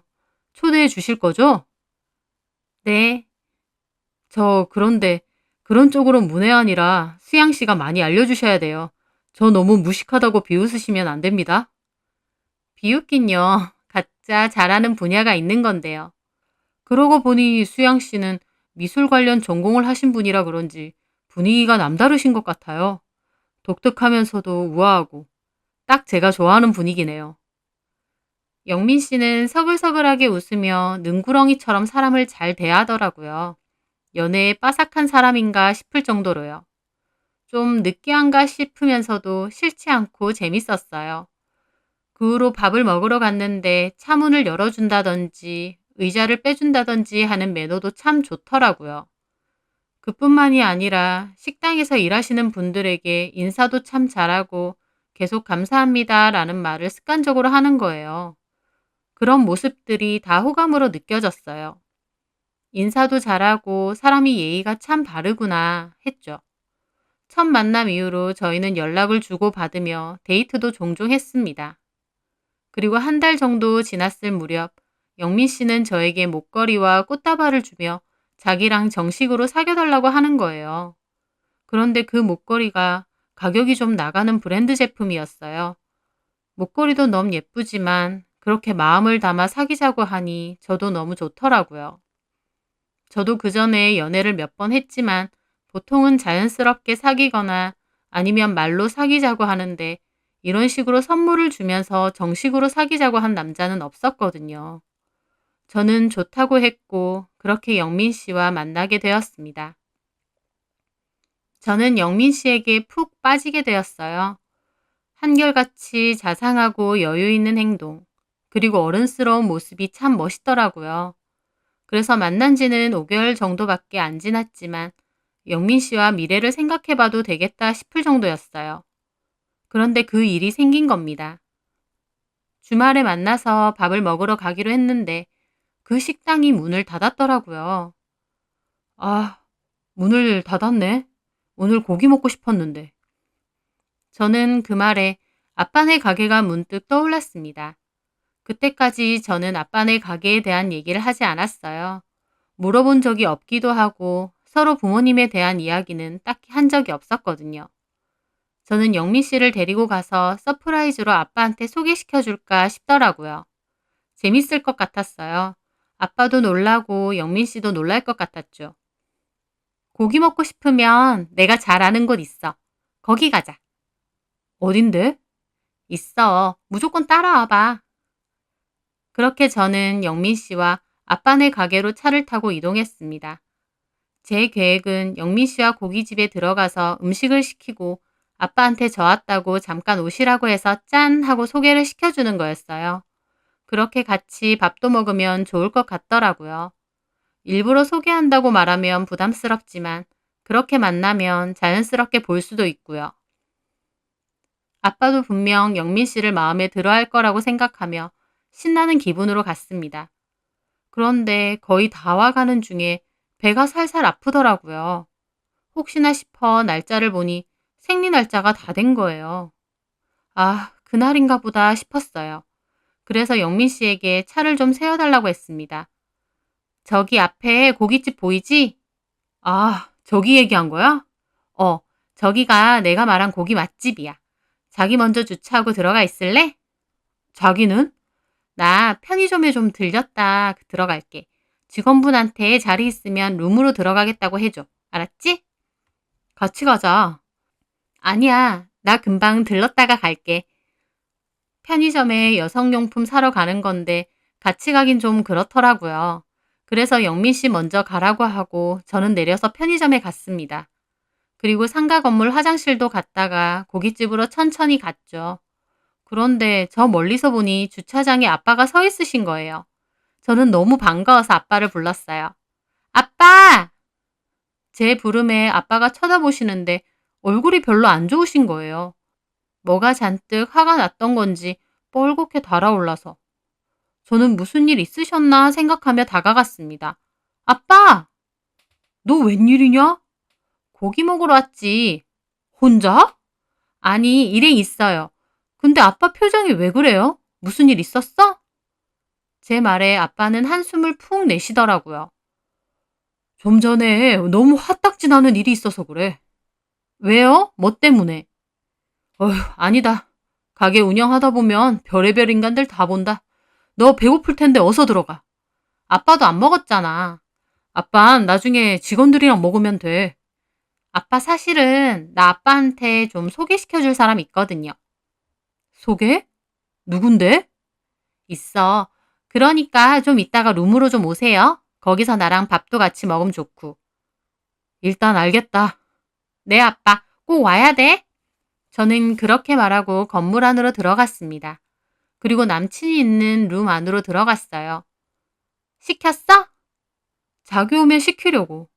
여기 온 적은 없는데 지나가면서 몇 번 봤어. 워낙 건물이 커서. 음, 여기 자주 와봤어? 그럼 나 여기서 알바도 했었어. 그 말에 영민 씨는 의아한 얼굴로 보더라고요. 알바? 자기 알바도 했어? 응. 왜? 뭐가 왜야? 자기네 집 잘 살지 않아? 저는 그 말에 처음으로 좀 갸웃했어요. 저희 집이 어떻게 사는지, 부모님이 뭐 하시는지 한 번도 얘기한 적이 없는데 그렇게 말하더라고요. 우리 집이 잘 산다고? 왜 그렇게 생각해? 아니, 자기 데려다 줄 때 보니까 비싼 아파트 살길래. 근데 아르바이트도 했다니까 의외라서. 아르바이트야 많이들 하잖아. 그렇지. 그렇게 말하고 고기를 주문했습니다. 저는 아빠에게 전화를 걸었어요. 아빠, 나 여기 3번 룸인데 아까 소개해줄 사람 있댔잖아. 오실 수 있어요? 네. 제가 그렇게 말하고 전화를 끊자 영민 씨가 놀라더라고요. 아빠라니? 지금 아버지가 오셔? 실은 이 가게 우리 아빠 거야. 정말? 응. 그래서 자기한테 소개시켜 주려고. 생각도 못했다. 이렇게 큰 가게를 하셔, 아버님이? 그래서 아까 여기서 알바했다고 했구나. 영민 씨는 들뜬 얼굴로 저에게 묻더라고요. 그러더니 아버님한테 잘 보여야겠다. 미리 말 좀 해주지. 에이, 서프라이즈지. 나 괜찮아? 옷 좀 좋은 거 입을걸. 됐어, 멋있어. 그렇게 기다리고 있으니 잠시 후 저희 아빠가 들어오셨어요. 저랑 영민 씨는 자리에서 일어났어요. 그런데요, 웃으면서 들어오시던 아빠가 영민 씨를 보더니 표정이 굳는 거예요. 영민 씨도 아빠를 보고는 눈이 엄청 커지고요. 둘 다 아무 말도 안 하고 서로를 마주보고 있더라고요. 왜 그래? 서로 아는 사이? 제 말에 아빠는 몹시 불쾌한 얼굴로 저에게 그러더군요. 이 사람 누구냐? 어? 아, 내 남자친구. 남자친구? 그러면서 아빠는 얼굴이 시뻘개져서 남자를 보는 거예요. 영민 씨는 고개를 숙이고 어쩔 줄 몰라 하고요. 왜 그러는데? 됐고, 너 나중에 집에서 보자.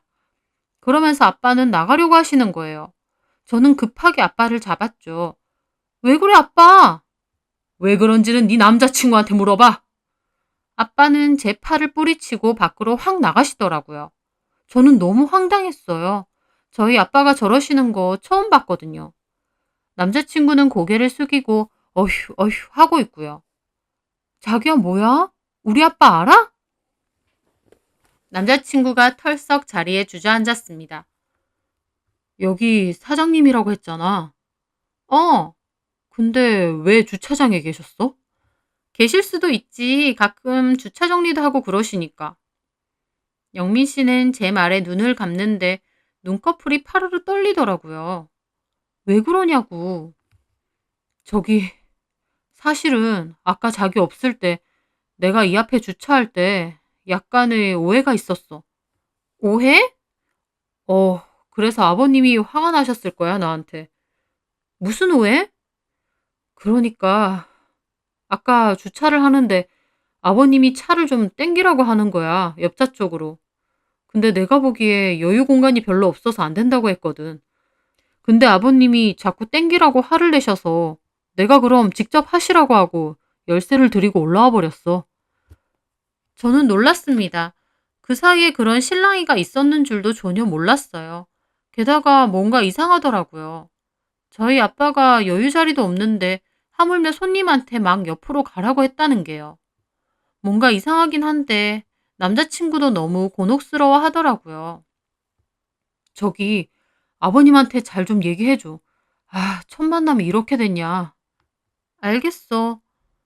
그러게 자기가 미리 아빠네 간다고 얘기했으면 이런 일 없잖아. 그러면서 저한테 벌컥 볼멘 소리를 하는 겁니다. 이렇게 될 줄 누가 알았나요?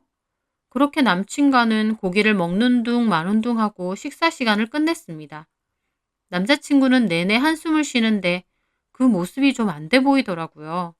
그래서 집에 가서 아빠한테 해명을 대신 해줘야겠다 생각했어요. 그리고 데이트를 마치고 저는 집으로 갔습니다. 잠시 후 아빠도 들어오시더라고요. 아빠 오셨어요? 너 나 좀 보자. 아빠는 그러면서 거실로 저를 부르시는 거예요. 저는 아까 그 일로 그러나 보다 싶어 밖으로 나갔죠. 아까 그 남자가 네 남자친구야? 네. 어디서 만났어? 소개로. 도대체 누가? 동아리 선배요. 아니 그 선배는 무슨 정신머리로 저런 싹퉁바가지를 너한테 소개시켜주냐? 그러시는 거예요. 싹퉁바가지라니. 저는 아까 제 생각보다 훨씬 크게 실랑이가 있었나 싶더라고요. 저기 아빠, 아까 영민 씨가 정말 죄송하다고 했어요. 죄송? 네, 자기 딴에는 옆에 여유 공간이 없는데 자꾸 아빠가 차를 넣으라고 하니까 좀 예민해져서 그랬나 봐요. 제 말에 아빠가 기막힌 얼굴을 짓더라고요. 뭐라고? 그놈이 그렇게 얘기하든? 네. 그래서 자기도 홧김에 아빠한테 직접 해보시라고 열쇠 드렸다고. 뭐야? 뭐 이런 미친놈이 다 있어? 어디서 거짓말이야? 거짓말이요? 나 참. 너 그놈이랑 당장 헤어져라. 아주 싹수가 노랗다 못해 파란 놈이다. 아빠 왜 그러세요? 저한테 무슨 일인지 얘기를 해줘야죠. 아빠는 갑자기 주방으로 가시더니 냉수를 들이키고 와서는 저한테 아까 있었던 일을 얘기해 주시는 거예요. 주말이라 가게 앞이 만차인 거야. 그런데 네 남친이라는 그놈 차가 들어오더라고. 그래서 내가 말했어. 손님, 지금 만차니까 저쪽 코너 돌아서 공영 주차장 있으니 거기 대십시오. 2시간 무료입니다. 하고. 근데 이 싹퉁 바가지가 내 말에 대답도 없이 차를 빼지도 않고 가만히 있는 거야. 왜 이러나 했는데 갑자기 턱짓으로 척척하고 가게를 가리켜. 턱짓으로? 그래. 나는 처음에 이게 뭔가 싶은데 또 그러더라고. 그래서 가리키는 데를 보니까 일행인 것 같은 두 팀이 식사 끝내고 나오고 있는 거야. 저 사람들 나오면 주차 자리 생긴다 그 말인 거지. 그걸 턱으로 그랬다고? 그래. 아니 새파란 놈의 새끼가 압박벌대는 사람한테 말 한마디 없이 턱으로 틱틱 가리키는데 내가 기가 막혀서. 저도 기가 막혔어요. 제가 알던 영민 씨가 그런 행동을 한다니 믿을 수가 없었죠. 진짜 영민 씨가 그랬다고? 그래. 그것뿐인 줄 아냐? 내가 어이는 없는데 손님이니까 일단 참자 싶었어. 차 2자리가 빠지고 내가 저쪽으로 대라고 안내를 했지. 근데 자리가 붙어서 2자리가 빠졌는데 이놈이 거기 주차선을 물듯이 오른쪽으로 대는 거야. 그렇게 되면 남는 오른쪽 자리에 다른 차가 어떻게 되냐? 그리고 주차하고 가버리려고 하길래 내가 쫓아가서 말했지. 손님, 이렇게 되시면 다른 차 주차가 안 됩니다. 조금 더 주차칸 안으로 대주세요. 라고. 그랬더니 이 자식 한다는 소리가 자기가 안쪽으로 주차하다가 자기 차 긁어먹으면 책임질 거냐는 거야. 저는 입이 떡 벌어졌어요. 진짜? 그래.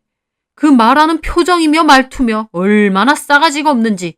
내가 그래서 꾹 참고 저렇게 여유자리가 많은데 어떻게 기스가 나겠냐고 좀 안쪽으로 대주세요 그랬어. 그랬더니 차키 줄 테니 나보고 직접 하랜다.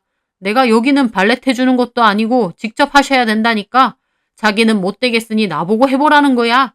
그러면서 덧붙이는 소리가 자기 차에 조금이나마 기스 나면 가만 안 있을 테니 알아서 하랜다. 그래서 아빠가 뭘 했는데. 나도 그쯤 되니까 화딱지가 나는 거야. 그래서 오냐 차키 줘봐라. 내가 기스 하나 없이 안쪽으로 대주겠다 그랬어. 그랬더니 지키 주면서 기스 나면 변상할 각오를 하래. 그리고선 하는 소리가 가관이야. 평생 이런 차 몰아본 적도 없을 텐데 할 수나 있겠냐고 하더라고. 그 순간 알겠더라고. 아, 이 자식이 내가 여기 주차 관리하는 사람인 줄 알고 깔보고 이 짓거리를 하는구나. 정말 못돼 처먹은 놈이구나. 저는 입을 떡 벌리고 아빠의 말을 들었어요. 아빠 얘기 속 개념 없는 남자와 제 남자친구 영민 씨가 도저히 같은 사람으로 매칭이 안 되더라고요. 그렇게 누구에게나 깍듯하고 예의 있던 사람이 저런 무개념 진상짓을 했다니요. 어쨌든 한 차 더 대긴 해야 되니까 내가 일단 다시 주차하고 키는 카운터에 맡기긴 했는데 얼마나 화딱지가 나는지 냉수를 3잔이나 마셨어. 근데 그런 놈이 네 남자친구랍시고 너랑 떡하니 있는데 내가 기가 안 막히겠냐고. 말만 들어도 분통이 터지는데 그 현장에 있던 아빠는 어떤 기분이었을까 기가 막히더라고요. 제가 얼떨떨하게 있으니 아빠가 물으시는 거예요. 오래 만났냐? 아니요, 5개월 정도. 그런 놈인 줄 몰랐어? 전혀. 여태까지 만나면서 그런 모습 본 적도 없고 오히려 예의 바르고 친절하다고 생각했어요. 하, 그러면 그놈 더 안 될 놈이네. 완전 너 속인 거 아니야. 네 앞에선 세상 사람 좋은 척 해놓고 지 혼자 있을 때 본성 튀어나오는 거 아니냐고. 와, 진짜 안 믿길 정도야. 그럼 아빠가 거짓말하냐? 아니지. 우리 아빠가 그런 거짓말을 왜 해. 근데 나도 너무 황당하니까. 너 지체할 거 없이 헤어져. 그놈 진상 부리는 거 보니까 한두 번 해본 게 아니야. 나는 장사를 오래 해서 사람 보면 알아. 그냥 지 분에 못 이겨서 진상 부리는 사람도 있지만 네 남친 그놈처럼 지능적으로 사람 상처 주는 그런 인간들이 더 나쁜 놈이라고. 알았어? 어휴. 아빠는 그리고 방으로 확 들어가셨어요. 그날 저녁 저는 깊은 생각에 잠겼습니다. 내가 여태까지 봐왔던 남자친구의 모습은 뭐였을까? 진짜 혼란스럽더라고요. 남자친구는 아버님이랑 얘기해 봤냐고 카톡을 보내는데 저는 답장도 하지 않고 생각에 잠겼어요. 한참의 생각 끝에 헤어져야겠다는 결론을 내렸습니다. 평생 함께 산 아빠 말을 믿지 만난 지 5개월도 안 된 남자 말을 믿을 순 없잖아요. 그리고 다음 날 영민 씨에게 전화를 걸었습니다. 뭘 하셔? 어제 있었던 일 얘기해 주셨고 헤어지라고 하셔. 하, 나랑 진짜 헤어질 거 아니지? 솔직히 그런 얘기 듣고 계속 만날 순 없지 않겠어? 그럼 나랑 진짜 헤어지겠다고? 어, 왜 그래? 내가 사과할게. 아버님 만나서 정식으로 사과할게. 나도 그땐 순간 욱하는 마음에 제정신이 아니었어. 하, 근데 그 말이 사실이라면 나도 영민 씨 더 못 만날 것 같아. 수양아, 내가 잘못했다니까. 미안해. 우리 그만하자. 수양아, 내 마음은 정했어. 제가 그렇게 말하자 영민 씨는 한참이나 말이 없더라고요. 그리고 전화를 그냥 끊었습니다. 저도 기분이 착잡하더라고요. 이런 이유로 갑작스럽게 헤어질 거라곤 상상도 못했는데 심정이 너무 복잡했습니다. 그런데 그날 저녁 영민 씨는 술에 잔뜩 취해 저에게 전화가 왔어요. 야, 누구 맘대로 헤어져? 너만 정리하면 끝이야? 말투가 제가 알던 영민 씨가 아닌 것 같았어요. 완전 날티 그 자체였습니다. 술에 취한 걸 감안하더라도 완전 삐딱하게 저한테 주정을 부리더라고요. 술 취했으면 그냥 자. 아이씨, 야, 너네 아빠 말만 듣고 헤어지자고 하면 그만이야? 왜 이래? 이제 본성 나오는 거야? 본성? 내 본성이 뭔데? 이게 잘해주니까 지가 뭐나 되는 줄 아나. 싸가지 더럽게 없네. 뭐라고? 완전 막가파로 나오더군요. 저도 너무 열받고 아빠가 사람 제대로 봤네 싶더라고요. 제가 전화를 끊으려고 하니 한다는 소리가 야, 됐어. 나도 너 안 만나. 만나보니 별것도 없는 게. 너 내가 준 목걸이 택배로 붙여. 주소 보낼 테니. 지가 준 목걸이를 돌려달라는 겁니다. 야, 갖고 가. 더럽고 치사하다. 그리고 내가 목걸이 보내면 너는 내가 선물한 구두 보내. 하! 보내서 어쩌게? 딴 놈 주게? 그건 나 알아서 할 거고 똑바로 보내. 제가 목걸이 받은 게 고마워서 비싼 브랜드의 구두를 선물한 적이 있거든요. 저희는 그렇게 한바탕 싸우고 전화를 끊었어요. 다음 날 영민 씨는 문자로 주소를 띡 보냈더라고요. 목걸이 빨리 보내라고요. 어이가 없는 저는 당장 목걸이를 찾았습니다. 그리고 주소를 보는데 좀 의아한 기분이 들었어요. 늘 영민 씨가 저를 집까지 데려다 줬기 때문에 영민 씨네 집은 본 적이 없었거든요. 근데 주소가 무슨 텔 어쩌고인 거예요. 그래서 인터넷으로 그 주소를 쳐봤어요. 그랬더니 완전 오래된 고시원이 나오는 겁니다. 남자친구는 거기에 살고 있었던 거예요. 그렇게 비싼 외제차를 타고 다니면서 정작 사는 곳은 고시원. 한마디로 차에 있는 돈 다 털어쓴 허세 가득 카푸어였던 거예요. 그걸 보자 이 남자 뭐지? 정말 이상하더라고요. 제가 알던 사람이 아닌 것 같았어요. 그래서 소개를 해줬던 선배에게 전화를 걸었습니다. 선배에게 이 남자 뭐냐고 물어봤어요. 선배, 영민 씨 잘 아는 동생 맞아요? 왜? 이 남자 알고 보니 좀 이상한 사람 같아서요. 어떻게 아시는 건데요? 잘 아시는 거 맞아요? 제 물음에 선배는 잠시 망설이다가 말하더라고요. 실은 엄청 잘하는 동생은 아니고 몇 번 안 만났어. 네? 그땐 친한 동생이라면서요. 어떻게 아는 사이인 건데요? 다른 후배들하고 술자리를 가졌는데 걔가 같이 왔더라고. 친구라고 하면서. 근데 술도 잘 마시고 예의도 바르고 애가 참 괜찮은 거야. 직업도 재무 설계사라고 하고. 그래서 연락처 주고받고 그랬는데 그 후에 한번 보자고 해서 만났었거든. 근데 자기가 내 SNS 들어가서 봤다면서 너를 소개해달라는 거야. 내 SNS에서 네 SNS까지 타고 들어갔나 봐. 지 스타일이라면서 그러길래 내가 수양이 애 괜찮다고 그리고 소문에 집도 좀 잘 사는 것 같더라 그냥 그 정도만 얘기했지. 그랬더니 막 소개해달라고 하면서 소개해주면 술 사준다고 꼬시더라고. 그래서 너 소개해준 거야. 알고 보니 선배랑 그렇게 잘 아는 사이도 아니었습니다. 저한테는 잘 아는 동생이라더니 어이가 없더라고요. 그런데 그 후 선배 하는 말도 기가 막혔어요. 걔 어떻게 이상한데? 안 그래도 그 후에도 한 번 더 만났는데 나한테 막 종신보험 권유를 하는 거야.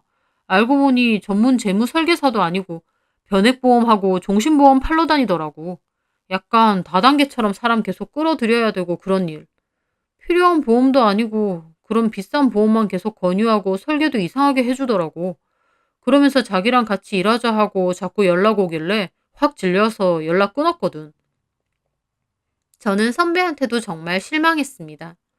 그런 사람인 줄 알았으면 나중에라도 저한테 말을 해줬어야 되는 거 아닌가요? 하다못해 애초에 소개해줄 때 잘 아는 동생이니 믿을만 하다는 그런 소린 하면 안 되는 거잖아요. 저는 일단 알겠다고 하고 전화를 끊었습니다.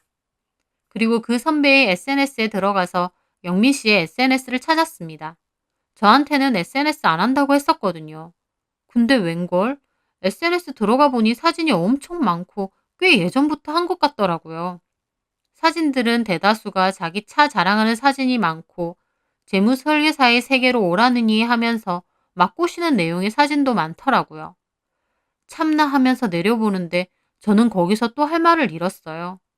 한참 밑에 올린 사진 중에 여자랑 찍은 사진이 있는데 목걸이가 저한테 준 거랑 똑같은 거예요.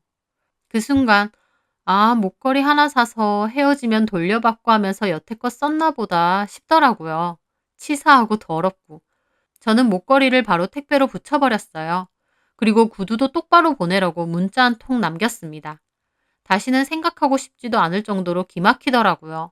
물질적으로 피해를 입은 건 아니지만 선배 SNS를 염탐하면서 여자들 물색해서 소개해달란 것도 소름 끼치고 5개월 동안 그렇게 젠틀하고 매너 좋은 척 했던 것도 어이없고요. 헤어지고 나니 본색 다 드러내는 것도 참 기막혔어요. 그렇게 2주 정도 지나고 구두가 택배로 왔는데 일부러 구두를 엉망진창 만들어 놨더라고요. 끝까지 얼마나 치사하고 더러운지. 전화로 따지려다가 어차피 얄미워서 받은 거지 이 구두를 어디 쓸 데가 있었던 것도 아니라서 그냥 쓰레기통에 버려버렸습니다. 헤어진 것보다 그런 이상한 놈한테 속아서 만났다는 게 저를 한동안 힘들게 하더라고요. 하지만 시간이 지나고 달리 생각해보니 아빠가 그 남자와 그런 일을 겪음으로써 그 남자의 실체를 알게 된 거잖아요. 그 덕분에 이렇게 끝낼 수 있었던 거고. 그 일이 없었더라면 그 남자는 끝까지 저한테 사람 좋은 척 연기했을 거고 저는 몰랐을 겁니다. 더 깊은 사이가 되기 전에 이렇게 끝나게 된 게 오히려 얼마나 다행인지 몰라요.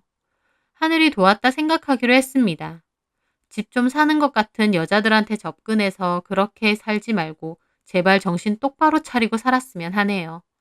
제 사연 들어주셔서 감사합니다.